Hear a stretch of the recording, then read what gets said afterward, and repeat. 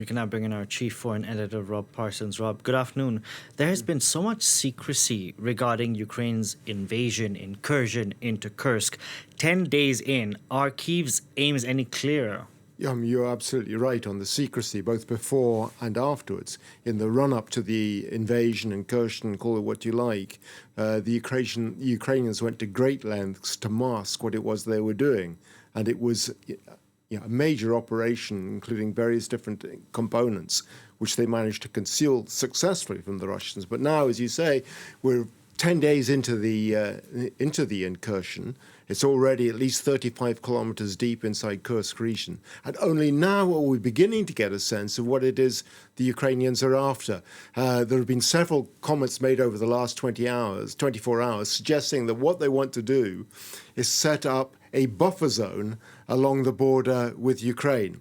It's interesting that they should be using that terminology because it recalls the terminology that the Russians themselves used when earlier on this year they invaded the area around Kharkiv and tried to set up what they called a buffer zone, not particularly successfully.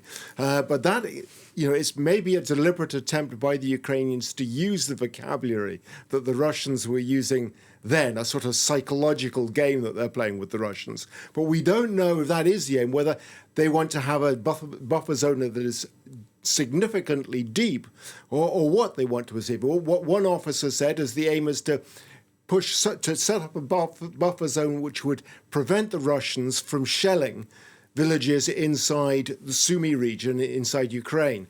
That would have to be quite deep. So it does seem at this stage that that is what they're trying to do.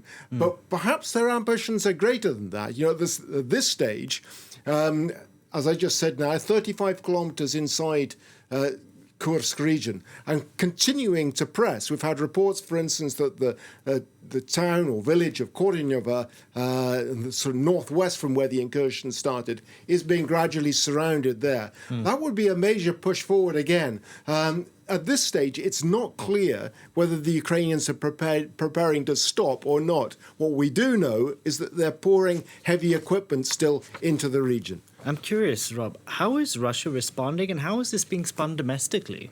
Well, I mean, this is a major issue for Russia at the moment. First of all, because it's a humiliation. It's embarrassing, at a isn't major it? scale for Vladimir Putin, who 2.5 years ago launched this invasion of Ukraine, which he said would be over in 3 days. And here we are 2.5 years later, and Ukraine is invading Russia. That's not the way things were meant to go, although the Russian government keeps repeating the phrase, everything is going to plan. It's a mantra we've heard over and over again.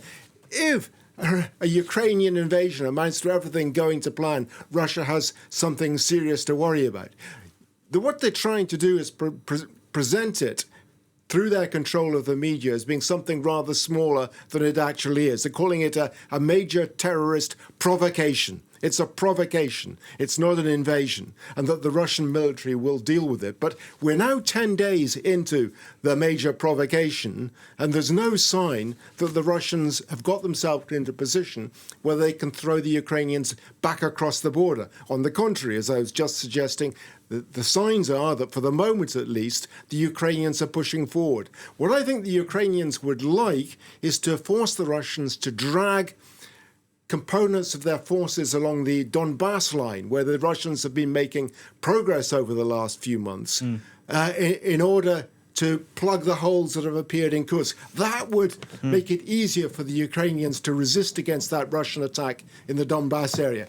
There have been signs that it's been happening, but not yet on the scale that would suggest that Ukraine has achieved any goal in forcing the Russians to relocate its troops. It's interesting that we're here like a year on, because last year at this time we were expecting that Ukrainian counteroffensive after they got all that heavy weaponry, and that never really came. And now here we are with this incursion, invasion, what have you. Let's see how things pan out. Thank you very much for that, Rob.